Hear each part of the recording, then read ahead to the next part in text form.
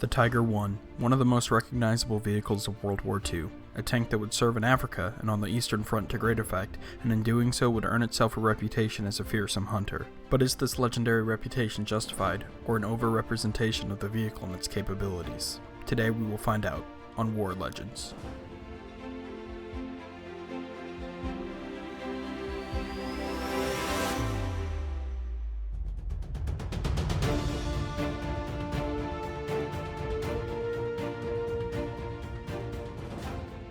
Hello everyone, I'm Dylan, or Metallic Rain, and thank you for joining me for the first episode of War Legends, a series created to explore the history of military vehicles, the experiences of those who crewed them, and later, how the vehicles represented in War Thunder. With that being said, let's don our beret, strap on our intercoms, and jump into the Tiger I. After facing heavily armored tanks, such as the French Charbie I and British Matilda II in 1940, the German military desired a tank more heavily armed and armored than their current Panzer IIIs and IVs, and so, in May 1941, asked designers Henschel and Ferdinand Porsche to submit designs for a tank that was 45 tons to be ready in June 1942. Henschel began work on an improved design based on their VK3601H tank. They would create two prototypes, the VK4501H that was armed with the 8.8cm L56 cannon, and the VK4501H H2 that was armed with the 7.5cm L70, while Porsche began updating his VK30.01P.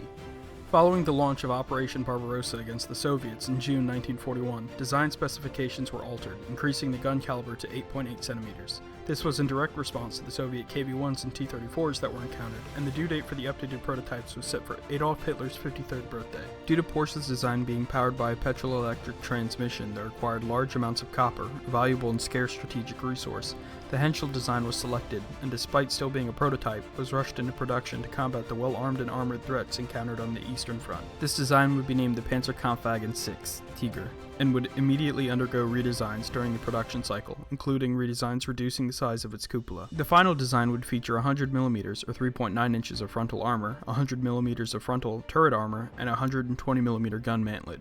It would also have 60mm or 2.4 inch thick hull sides and an 80mm thick hull armor on the side superstructure.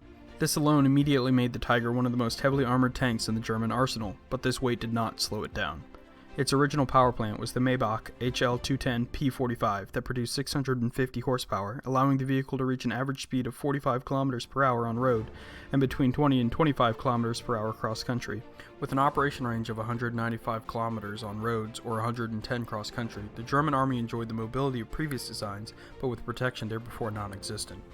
Tiger crews were encouraged to angle their tanks to 45 degrees in relation to their target. This angling would increase the effective thickness of tank armor, rendering it immune to the American 75mm carried by early Shermans. The first Tigers would be pressed into action in September 1942 near Leningrad, where the difficult terrain confined the Tiger's movement.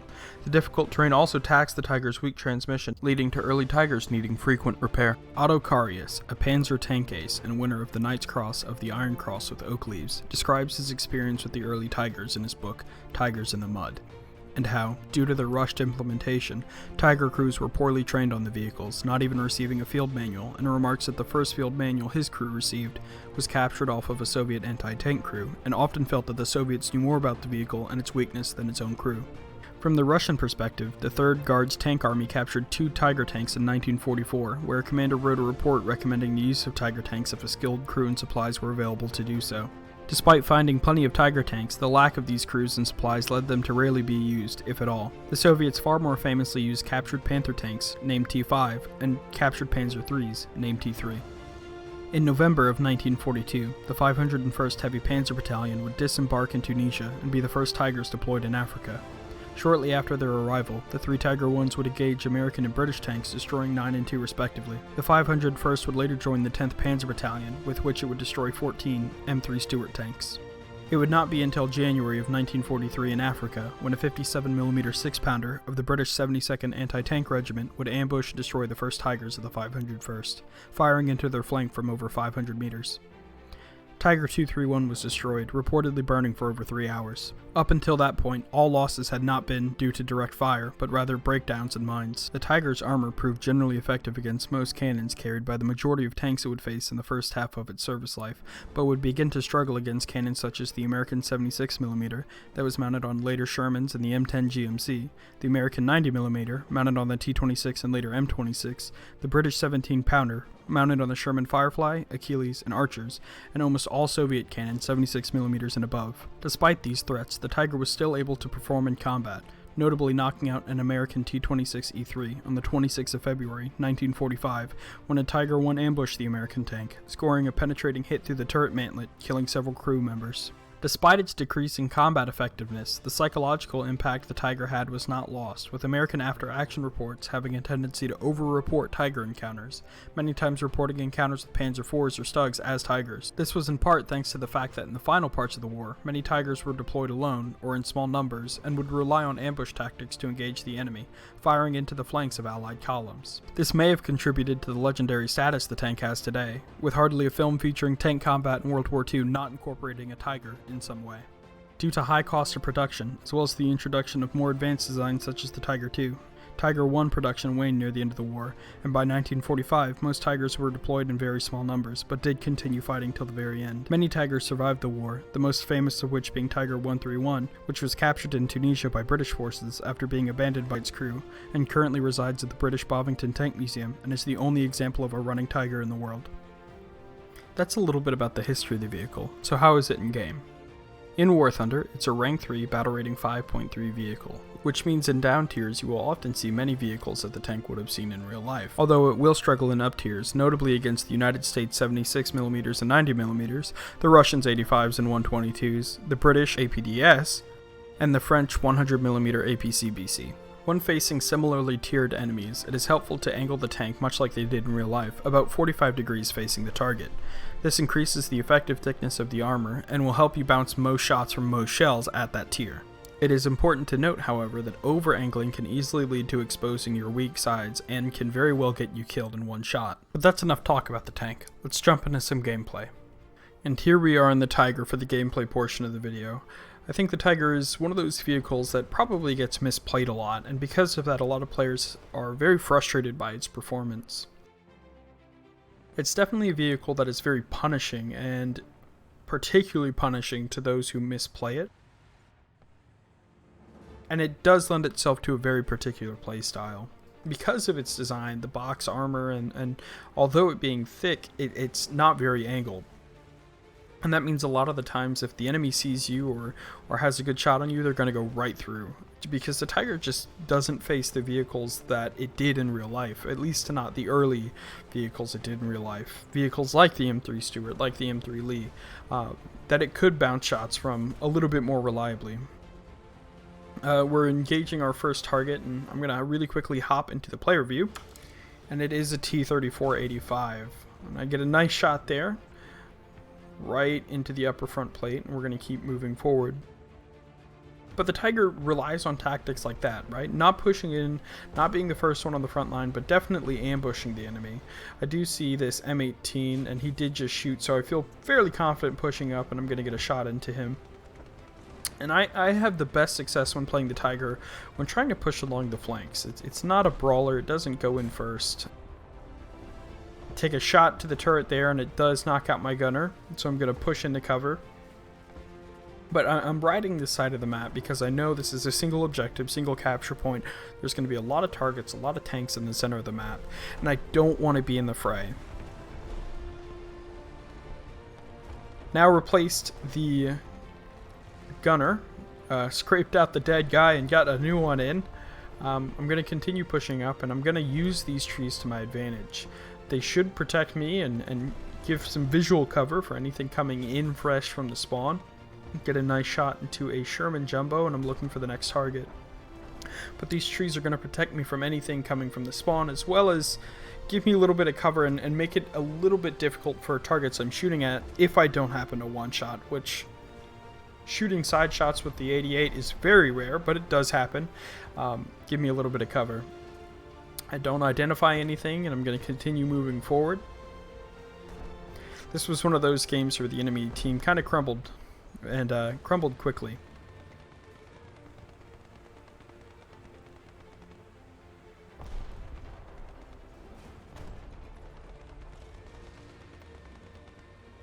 I see that M18 and I'm not quick enough to get a shot.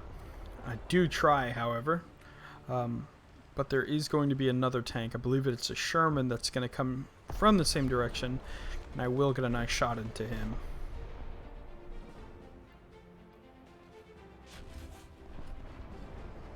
And there he goes.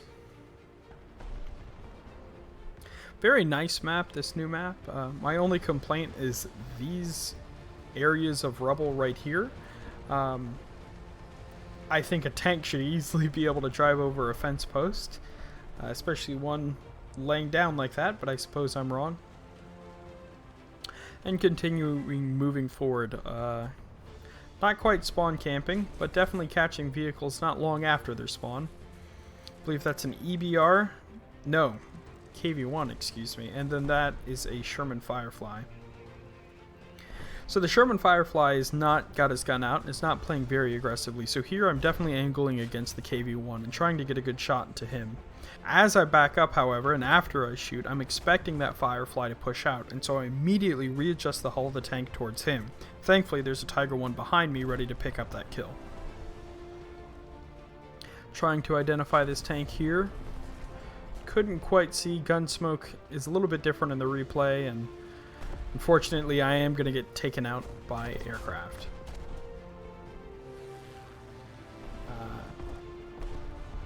And we're back. I've used time compression a little bit to get us into the action.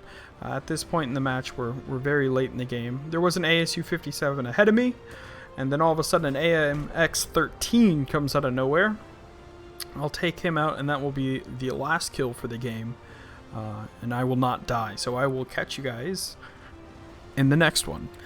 And we're back. Here we are on probably one of my favorite maps for playing the Tiger.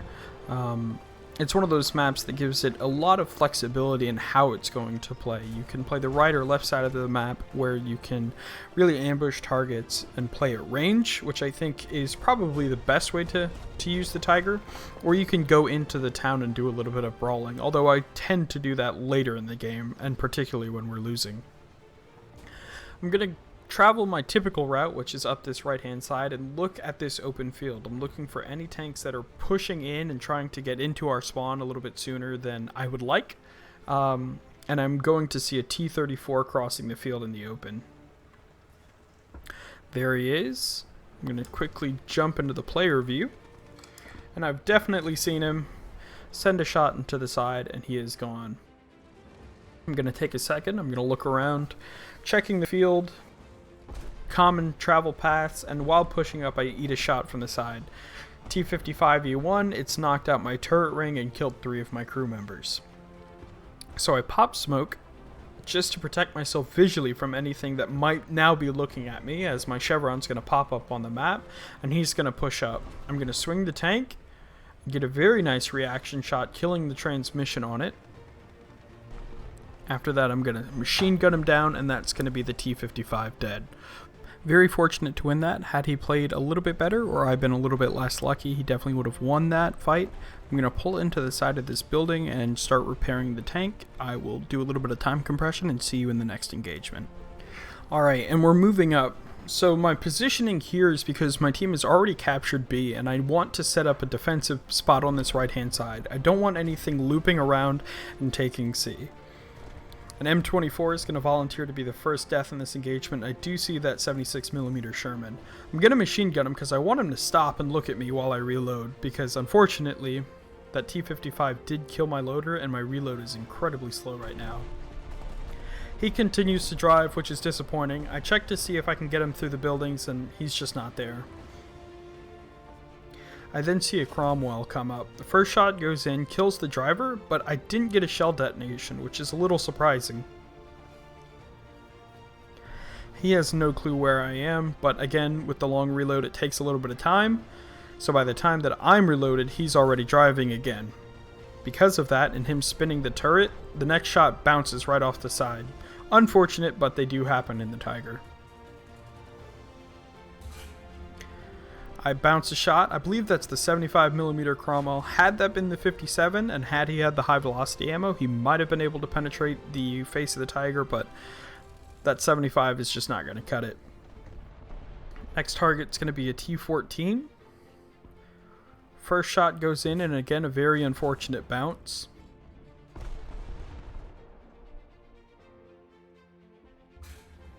And that shot right there actually knocks out my turret rotation drive, which is very unfortunate because that's the only thing it killed, and it would have been very helpful for this fight.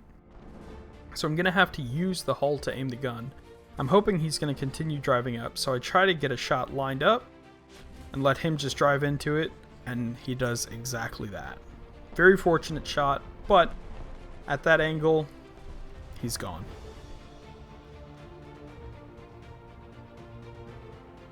I see another Sherman. I stopped the repair trying to get the shot off on him, being a little bit greedy, and unfortunately am not able to pick it up, but he's not really interested in fighting me right now and just continues driving.